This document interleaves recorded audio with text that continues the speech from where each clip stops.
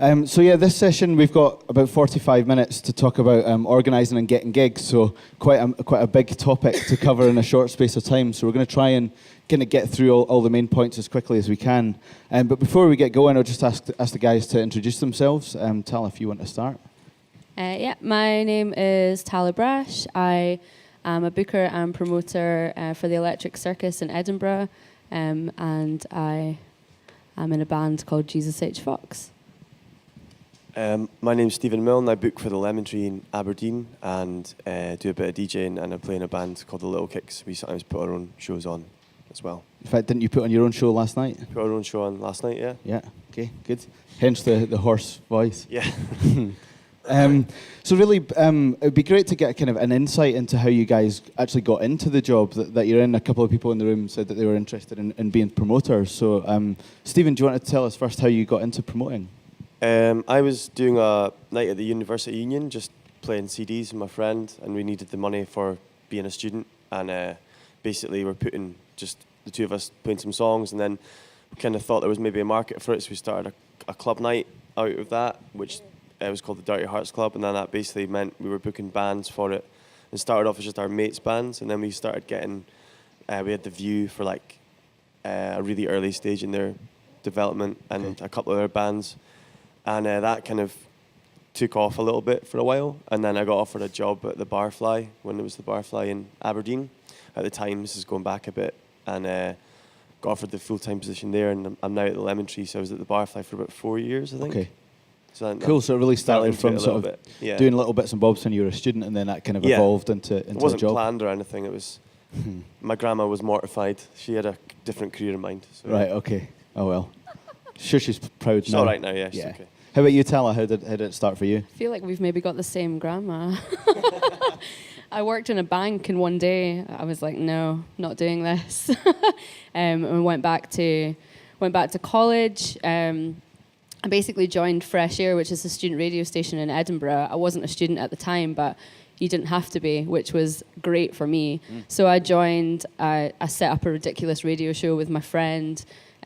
We played songs from films, and we got bands in to do covers of their favourite song from a film. So I was kind of having bands on my show early on, and then I went to college and did an HNC in radio. So I did production and stuff, and then started making features for Vic Show on Radio 1, and did various bits and pieces. But when I was at Fresh Air, I was doing a lot of the fundraising events. So I was putting on gigs, putting on John Peel Day events, and then I met a guy that had just set up a promotions company called This Is Music, and I was like, me, I want to come and do that. So I went along and just started DJing after the bands, and then the next thing you know, I was booking some of the bands, and we were doing like a monthly event at Henry's Cellar Bar, and now we still run the club at Sneaky Pete, so we've been going for 7 years, but I worked at Cab Vol for a while doing PR, and then moved up to Electric Circus, where I do a bit of everything. Cool. Well, that kind of takes us on to really just to get to drill in a little bit and see, what the job actually involves. I mean, as a promoter, I guess you're doing a whole range of different things. So do you want to give us just a kind of a sort of brief idea of all the different things that are involved in organising a gig? So I guess there's the initial point where you maybe contact an agent. It depends on the level of the band you want to get in touch with. So you can maybe contact just like a local band to be a support, or you maybe just want to put on a local band's album launch, or single launch, or EP launch. I'll just keep saying the word launch.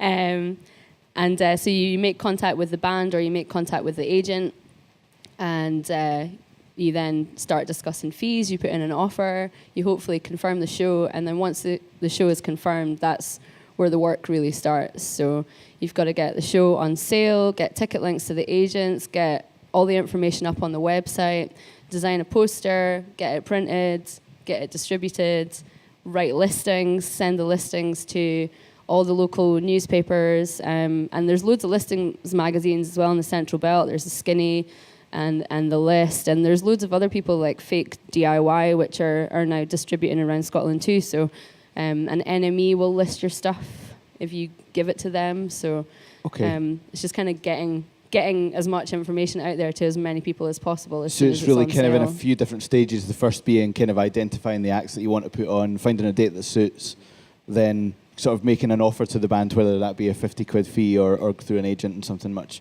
more complex.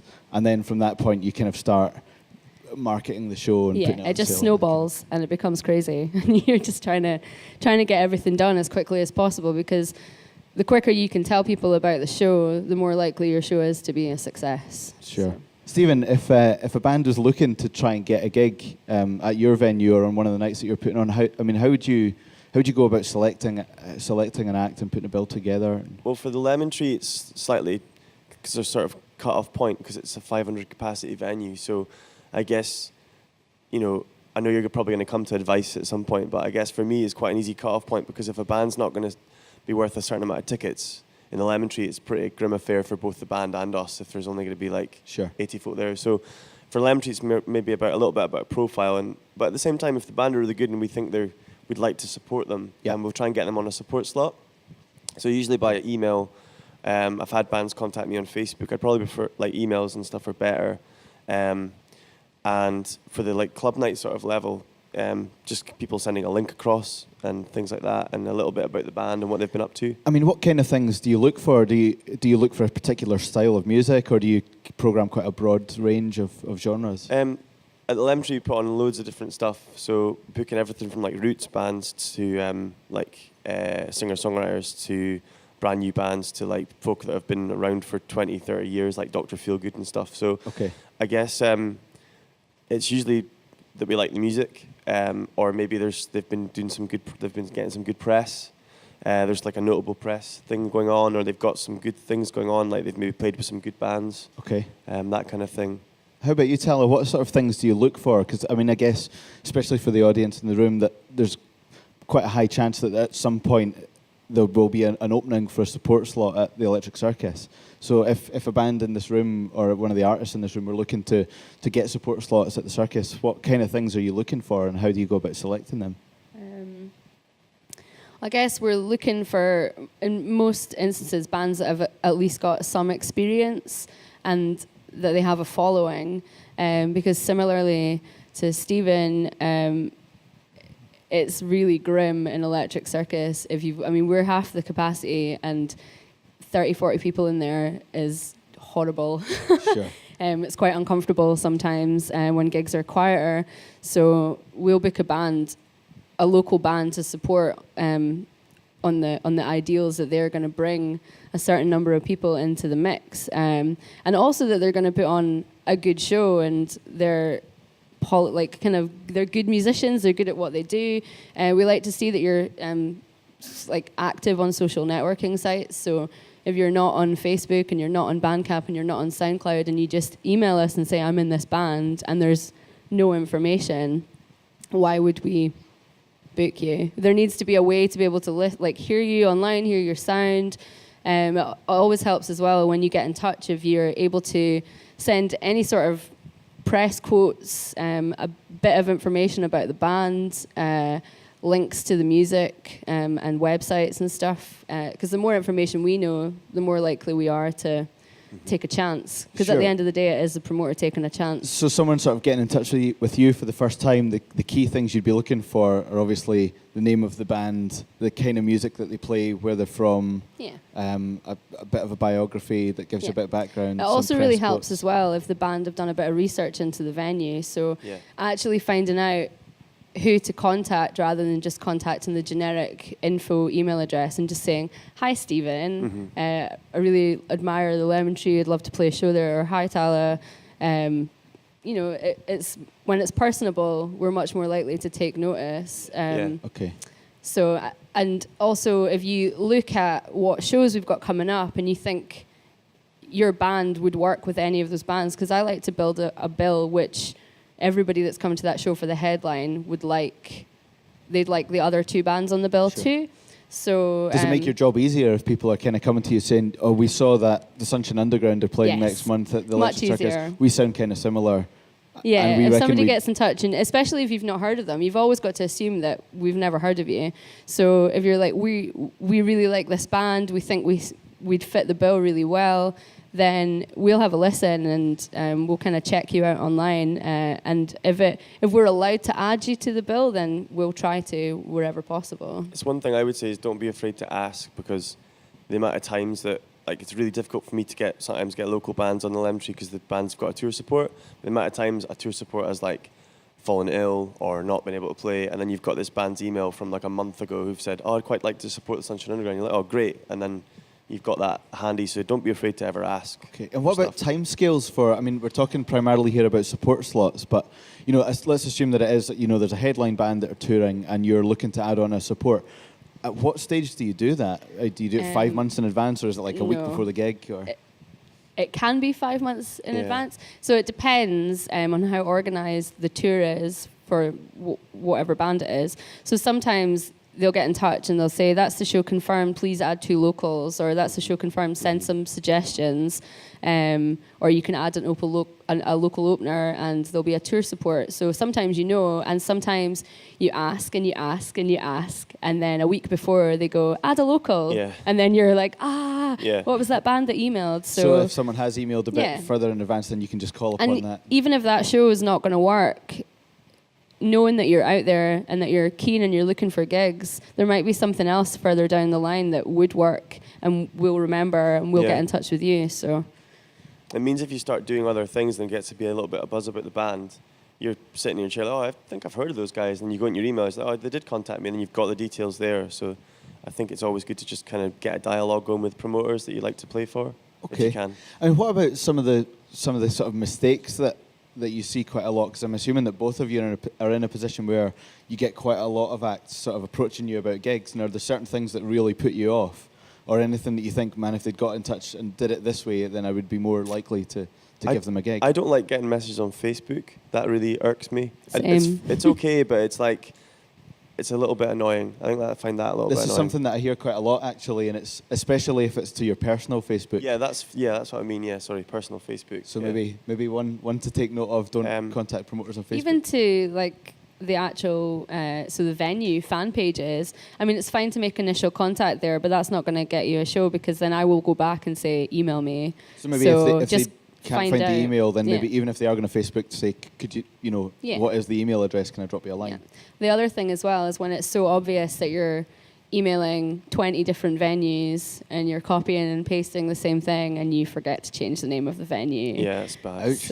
So you can't feel good. You get, "Hi Tala, I really love Sneaky Pete's. I want to play a show there. It's a great venue," and you're like, "Delete."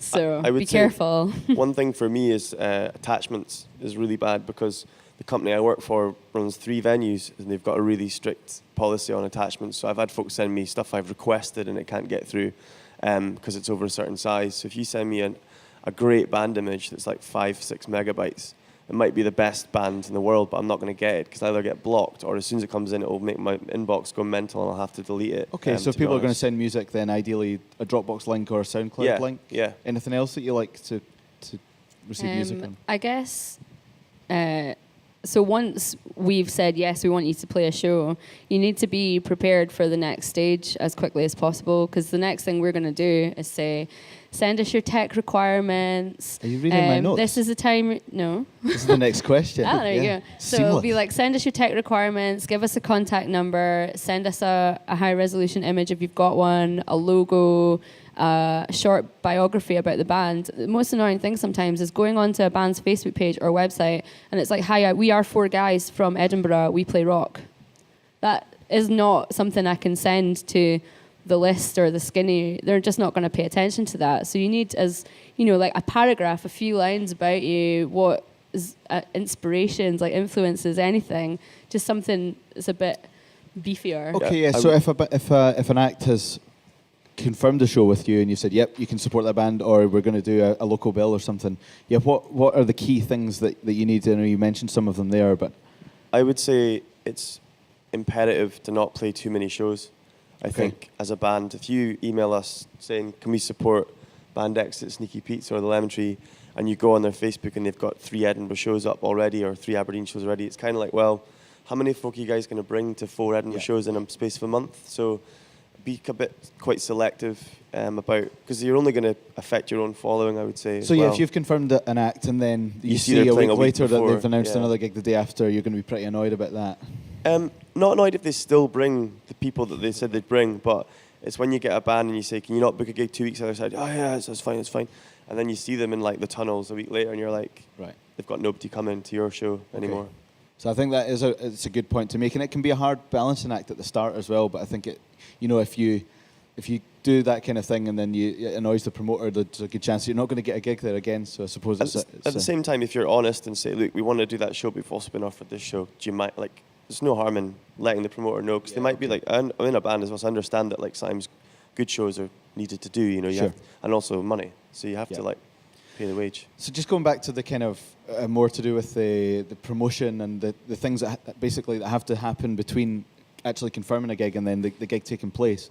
Like promotional assets from a band. What kind of things do you look for? Do you need like a high resolution photograph, a biography, a logo, anything else? All of that stuff, if possible. And tech requirement, it's so simple. You know your band better than anybody. So you know how many guitars, how many amps, like bass, drums, you know what your setup is. If you've got keyboards, how many vocals. It can be as simple as a list that just says 2 guitars, 1 bass, drums, three vocals, and then we know, because we then need to send that to our engineer at the venue so that they are prepared for you coming on the day. And then further down the line, we'll then give you like a kind of running order for the day. We'll say your load-in time is at this time, please be on time. There's nothing worse than the promoter or the venue rep or the engineer running around the venue, not being able to do anything and getting stressed because you're late.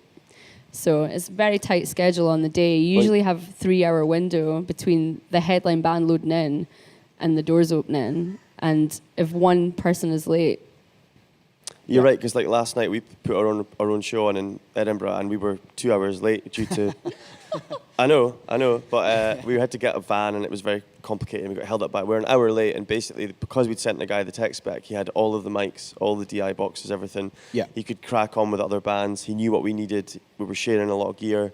Yeah. And if we hadn't sent him that, he'd have been sitting doing nothing for an hour and a half. It's a really good point to make, actually. Has anyone in the room got a tech spec already for your act? Yeah, a couple of you guys. So for those that don't have that already, just to be really clear on what exactly would you like to see in a kind of tech spec if you're asked for that? well, the basic thing is we need to know how many channels you're using. That's what it all boils down to.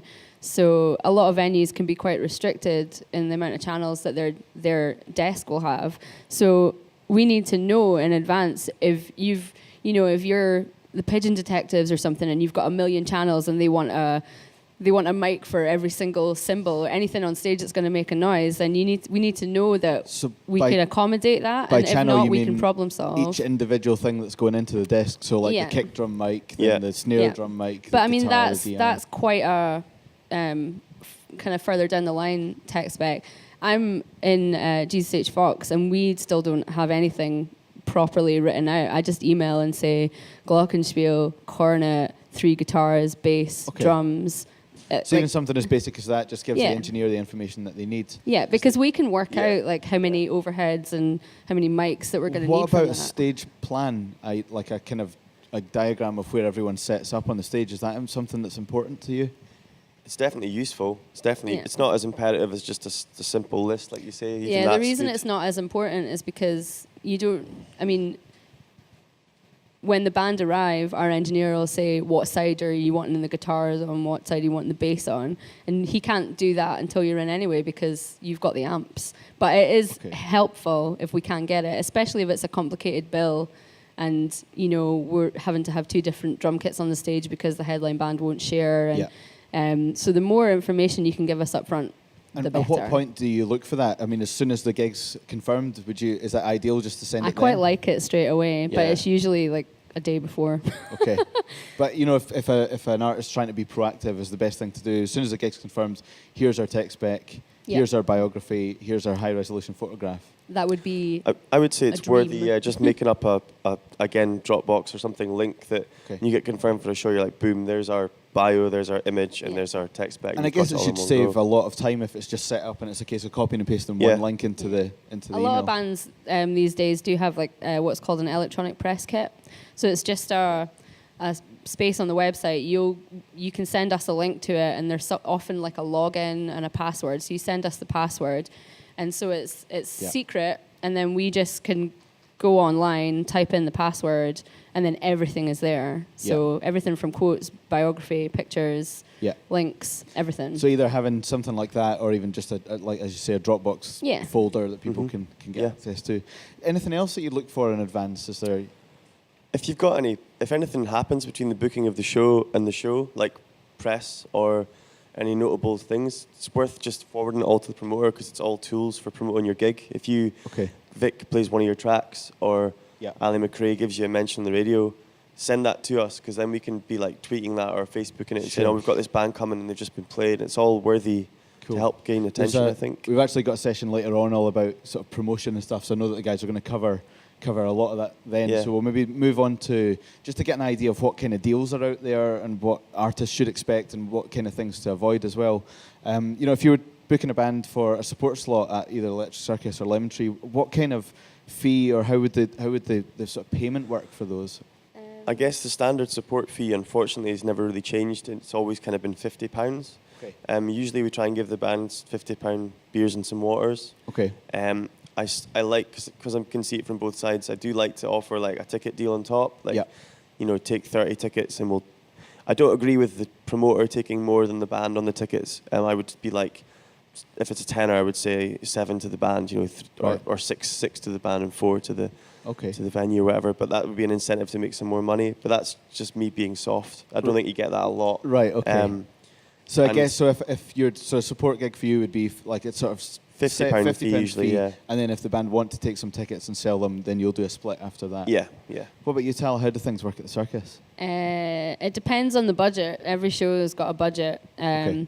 So, and sometimes it's set in stone by the agent, so there's no budging on the budget. But the least we would ever pay anybody is £30, and that's usually for bands that we've never worked with before. They'll be first on, local openers, and I'm pretty sure that that's this kind of standard support fee that happens for first ons at Sneaky's as well, because we're smaller venues. Sneaky's is 120. It's squashy, but it's 120 capacity, and we're kind of 200 to 250, so we're kind of still quite small. But then we can occasionally offer a ticket split. It's a good way of us finding out how well you're promoting the gig and what your fan base is like. So we'll kind of say it'll be versus a ticket split. We'll give you 30 tickets. You'll get £2 or £3 for every ticket you sell. And at the end of the day, if that's more than your fee, then you get that. Than the guaranteed fee. So if we say like you get £30 guaranteed, that doesn't matter. You can sell one ticket, you'd still get £30. Yeah. But if you sold all 30 of your tickets and we were giving you £2 for that, you get 60 quid instead of 30. So it's a big difference. Yeah. And we think that just it's like it encourages the bands to promote the show as well, because if the band's not doing anything, that annoys us. If we don't see it in their listings on their website, on their Facebook and stuff, it's annoying. Because so ultimately it's a good it should be a incentive. partnership between the performers and the people that are promoting the show, and you want to see everyone kind of making the effort to make it busy. Has anyone experienced sort of pay to play? Okay, so anyone else experienced pay to play? Does anyone not know what pay to play is? Okay, I'll just explain for those that don't. Some promoters, and to be honest, it's something that you do see less and less, even these days, but even 6 or 7 years ago I was in a band and it was quite standard that some promoters would ask you to essentially buy the tickets in advance. So they might say, you'll get 50 tickets and that's £150, and then you can sell them for whatever you want, and then you've got to share the money that you make after that. Basically, it's a way of the promoter to kind of absolutely guarantee that they're not going to lose any money, but puts the artist in a position that if they're not able for whatever reason to sell the tickets, then they're in jeopardy of potentially losing money. It's something that did happen to myself in Glasgow, where we took the tickets, we expected, we can get 25 people to come. We got 5, we lost a ton of money at the age of like 16 or 17, and you know, so at that point, 150 quid is a lot of money to be withdrawn out your savings account to go and give to some promoter who hasn't put in any work. Yeah. I mean, I don't know. Do you guys see that coming through your venues a lot, or we don't? I something don't really you've see it in experienced? Aberdeen at all, actually. But I think it's something that a couple of folk a few years ago tried to do, and were very quickly chased out of the city with pitchforks or something. 'Cause Right, it's okay. never really been seen since. But I know it exists in Central Belt quite a lot. something that either of you've kind of experienced as artists, as musicians? No, I've never heard of any promoters really doing it in Edinburgh. I've heard of some in Glasgow doing it, and I've never been offered it. Whenever we've played shows, we've always had a guaranteed fee. So would your advice be just to absolutely avoid that kind of offer? Yeah. Yeah. Yeah. It's not really worth it. There are better promoters and venues out there that will hopefully take a chance on you. And I don't know any people in the industry really that wouldn't Yeah. pay a band. I mean, a from a fee. management point of view, if I ever get offered a gig like that, you know, and we work with artists who are kind of relatively well established through to artists who are just starting out and at exactly the same level as you guys, and or you know, or even below that, people who haven't even played a gig yet. And regardless of how many people they have in their audience, if we get offered a gig like that, it reeks to me of a promoter not willing to take any risk or put in any effort. So it's something that we just tend to avoid. Them not being a promoter, really. Yeah. So part of it is the risk. I mean, when I was doing This Is Music, we lost money all the time because you want to book bands. You know, the first thing most bands that we wanted to book would say to us in email was, "What fee can you offer?" Yeah. So, and it was a labor of love, and we did it because, you know, it was like our hobby. Yeah. So you spend money on like records and CDs and like you go shopping all the time. So why not spend a bit of money on a band? And Yeah, and I if you suppose- work hard enough and you get the returns. So And I suppose it kind of puts a bit of investment in the night, and it shows the act that you're willing to put in the effort and make it work. I mean, just to move on, we don't have a huge amount of time left. I'd like to talk a bit about putting on your own gigs. So what kind of things do you have to do if you're an artist that's putting on their own gig, and how would that work? Well, I guess it kind of follows on from what you were talking about. It's still the same process of getting the tickets on sale, getting the promotion done. There's a thing called advancing. So basically, usually the venue would do that for you, where you email all the bands and say what time they need to be there. Here's the ticket links, here's the Yep. Facebook links and all that. So you need to take control of your own event, basically. It's not going to run to plan unless you take Yeah. hold of it, really. So I mean, even going back a stage, what about like identifying the venue and booking a venue? What kind of things do you look for? Would you expect the venue to have a PA system and have a sound engineer and a lighting engineer and that kind of thing? depends what kind of show you want to do. So the last show that I organised for Jesus H. Fox was our album launch last May, I think it was. And the boys in my band, it's me and 6 boys, and they're all really fussy, and they didn't want to do the show in a standard venue. They were like, we don't want to play in Electric Circus, we don't want to play in Sneakies, we don't want to play in Cab Hall. And I was like, where do you want to play? So I went out and did some kind of recceing, and I found a venue called, it's like Henderson's at St. John's, so Okay, it's yeah. underneath the church at the west end of Princes Street. It's all kind of, it's really different, Yep. but there's no PA, there's nothing. So it was quite a big operation. It was then, So did you have to hire the? yeah, all we that hired a equipment? PA, which we had to get delivered on the day, like a few hours before the bands started arriving. Right. And we didn't get paid for that show. We paid all the support. So you kind of have to Okay. not expect to get paid if you're putting on your own show because you want to pay I suppose everybody certainly else. if you're having to then absorb the cost of like PA hire and engineers. Yeah. What about a more standard venue? If you're going to, for example, hire the Lemon Tree as opposed to going through yourself, would you get the PA system and use of the? yeah, the I think gear? if you like hire a venue, you kind of expect the hire cost that's usually stated. It includes the sound system and the sound engineer, which is usually included, like the Wee Red Bar. But it's the first time we've used it last night. It was great. It was Yeah. really affordable. Really helpful guys. Yeah, I mean, what about the costs? What should people expect to pay if they're going to hire a venue? Well, in Aberdeen, you can get the tunnels for like 60 quid, I think, Right, which well, is that's pretty really cheap. good. And How I know big that, is that? and it holds like 280. Wow, Um, that's dead cheap. might be a little bit more. It's been a while. Right. It's been about a year since I heard it, but Because what I've generally found when I've hired venues is that it tends to work out roughly about £1 per head of the Yeah. capacity. So if it's a 300 capacity venue, it's 250 to 300 quid to hire. Yeah. If it's Sneaky Pete's, that's 80 to 100 people. It's usually about 80 to We're 100 we're quid. 250 capacity and we're 250 plus Yeah. that. Okay, so it's quite a So, good way of yeah. kind of working it out. But you know. it's also important to say, because I know a lot of you guys are a bit younger, so that's our higher fee for an over 18s gig. But for an over 14s gig, Yeah. it's more. Just because we lose money as a venue. We need to have enough money coming in to pay the sound engineer, to pay the receptionist, to pay the bar staff, to pay for the electricity. So it's quite a bit more. Do you have to put an extra security if you're doing an under 18s And gig? there needs to be security as well. Has anyone that is under 18 had any trouble actually finding gigs? Yeah. Anyone that's under 18 have no trouble finding gigs? Whereabout do you guys play? Okay, so you've played sort of Electric Circus, Cabaret Voltaire, all the main venues. Okay, that's good. Yeah, great. What about things like ticketing?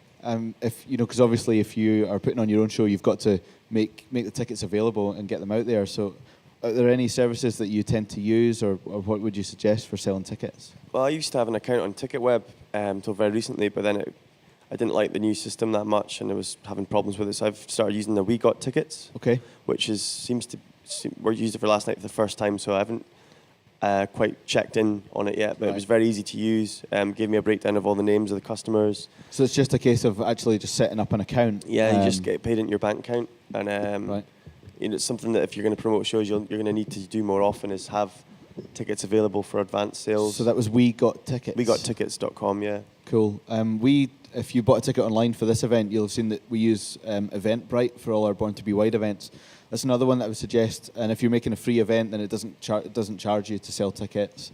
There's a couple of others. One called Music Glue. I don't know if you. I We think Tally use Music Glue. We've got it built into our Electric Circus website. It's really good. You get paid straight into it. We get paid straight into our bank account the day after, which is amazing. Yeah. I don't know anybody else that is that quick with it. And they just get sent an email that they need to print off and bring. So it's essentially like Yeah. paperless, even though they have to print something. It's The other- Yeah. Sorry it's great. to So it's interrupt you. cheap. What service charges and stuff as well. It's So like that's time. just in case you missed. It's Music Glue. The other cool thing about Music Glue from the artist side, you can set up a sort of band or artist page, and then you can also like bundle in MP3s or CDs. So you can sell your gig ticket, but then say for an extra £1 you can have these 2 tracks, Yeah. or you can sell the album and get a free gig ticket. So it's quite cool that you can integrate the two. And what about physical tickets? Do you think it's worth actually having physical tickets available and on sale? Yeah, absolutely. We get our tickets printed from Tickets Scotland. They're just on Rose Street. They're pretty much always open. They're kind of open 7 days a week, and you can buy tickets online as well, and they'll just post them out to you. You can get tickets printed from them from 7p a ticket plus VAT Wow. to 10p tickets plus VAT. So if you're putting on it's your own gig, it might be affordable. worth getting sort of 20 tickets and then just seeing Yeah. how they go and get some more. yeah, and they're really quick as well, because a lot of the bands that we have playing, they'll ask us for tickets to sell to their friends, and we just drop an email to Tickets Scotland, and I'll pick them up the next morning, and then the band will come and get them from me. So Okay. it's quite good. And then we also sell those physical tickets through Ripping Records as well.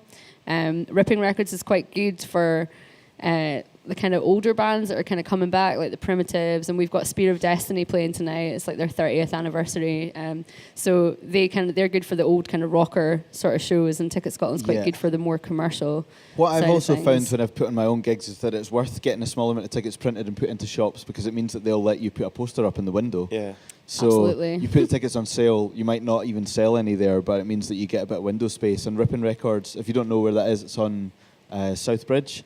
And they've also got like a big board in the window where they pin up all the tickets. So again, it's just like that extra bit if someone's sort of like looking for a ticket for something else they might catch. What do you look at for finding out what kind of following we've got?